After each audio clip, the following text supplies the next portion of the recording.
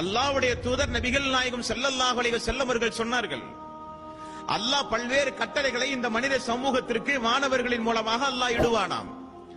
அதை சைத்தான்கள் எல்லாம் அந்த வானலோகத்தில் இருந்து ஒட்டு கேட்குமாம். ஒரு சில நேரங்களில் இதுல இருக்கிற நட்சத்திரத்தை அல்லாஹ் 3 காரியத்திற்காக வேண்டி நிறுவி வைத்திருக்கிறானாம்.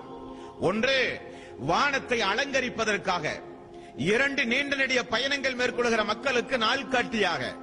3வது, சைத்தான்கள் அல்லாஹ் இடுகிற கட்டளைகளை ஒட்டு கேட்கும் பொழுது அதை கொண்டு அல்லாஹ் எரிந்து தூரமாக்குவதற்காக.